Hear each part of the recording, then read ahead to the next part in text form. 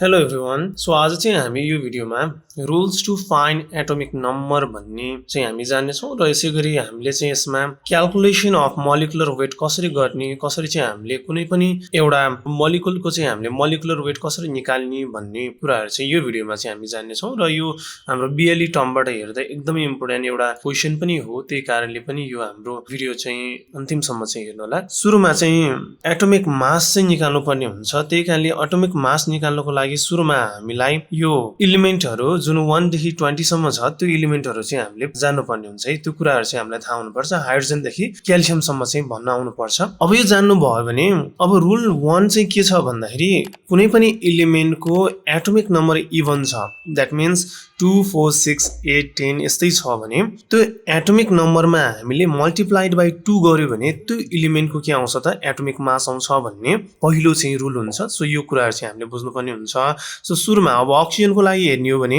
अक्सिजनको atomic number 8 जुन even भयो त्यही कारणले एटोमिक मास अफ अक्सिजन निकाल्नु पर्दा हामीले के गर्छौं मल्टिप्लाइड बाइ 8 लाई एटोमिक नम्बरलाई मल्टिप्लाइड बाइ 2 गर्छौं। यो गर्दा हाम्रो 16 आयो। सो 16 चाहिँ के भयो हाम्रो एटोमिक वेट अथवा एटोमिक मास अफ के भयो अक्सिजनको भनेर हामी बुझ्न सक्छौं है। र अर्को रुल छ हाम्रो यदि कुनै पनि एलिमेन्टको चाहिँ एटोमिक नम्बर ऑड छ जस्तै 3 9 11 यस्तै छ भने त्यसमा चाहिँ हामीले के गर्छौं त्यो एटोमिक नम्बरलाई मल्टिप्लाइड बाइ 2 गर्ने र त्यसमा एड 1 पनि गर्ने 1 जोड्ने पनि है।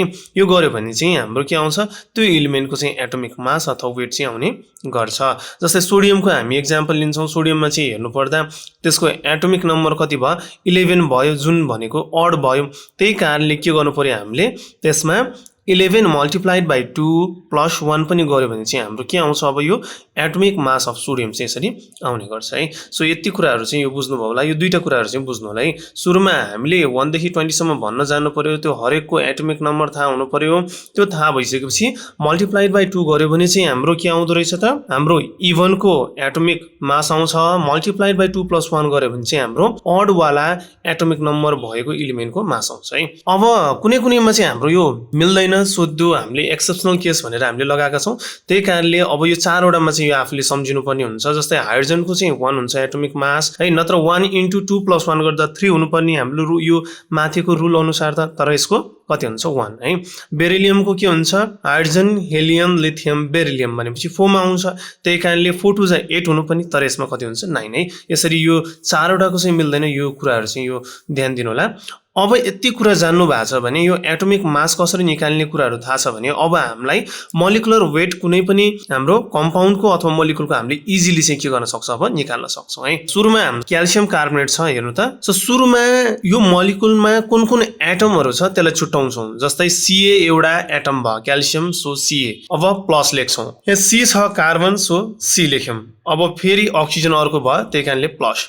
अब यहाँ O3 छ सो O3 भनेको तीनटा अक्सिजन त्यही कारणले यो 3 चाहिँ अगाडि आउँछ 3 अगाडि आयो मल्टिप्लाइड यो O भयो है। यसरी चाहिँ हामीले गर्छौं। सो यो गरिसकेपछि अब हामीले यहाँ यो के राखेको भन्दाखेरि यो चाहिँ हामीले माथि के पढाएको छौं एटोमिक मास पढाएको छौं त्यही atomic mass of an element चाहिँ राखेको है। जस्तै क्याल्सियमको एटोमिक मास 40 हुन्छ कसरी भन्दाखेरि एटोमिक नम्बर 20 इभन भयो मल्टिप्लाइड बाइ 2 गर्दा 40 त्यही कारणले 40 राखेको। कार्बनमा हेर्दा हाम्रो कति हुन्छ 6 हुन्छ एटोमिक नम्बर मल्टिप्लाइड बाइ 2 गर्दा 12 भयो प्लस प्लस 3 3 भयो इन्टु O अक्सिजन भनेको 8 हुन्छ सो इभन मल्टिप्लाइड बाइ 2 गर्यो भने 16 है। सो यसरी चाहिँ हाम्रो यो सबै अब सिम्प्लिफाई गर्यो भने हाम्रो कति आउँछ 100 अनि AMU हामीले राख्नु पर्छ जुन भनेको यसको युनिट भयो मोलिकुलर वेटको युनिट भनेर हामी बुझ्न सक्छौं जुन एटोमिक मास युनिट भनेर हामी बुझ्न सक्छौं है। यसरी चाहिँ हामी गर्छौं।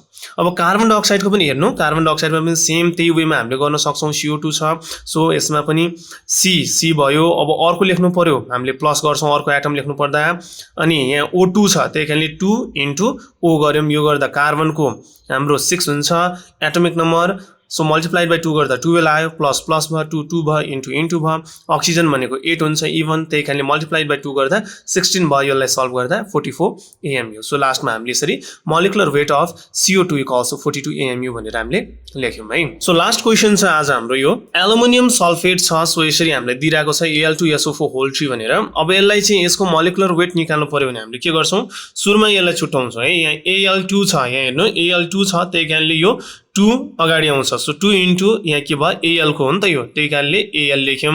अब अर्को एटम लेख्नु पर्दा हामीले प्लस लेख्छौँ। यो एस भनेको सल्फर भयो, तर यो होलमा छ, सबै SO4 होल 3 छ, त्यही कारणले यो 3 भनेको यसमा पनि जान्छ यसमा पनि जान्छ, दुईटैमा यसमा ओमा दुईटैमा जान्छ, त्यही कारणले 3 इन्टु एस गर्यौँ प्लस प्लस भयो।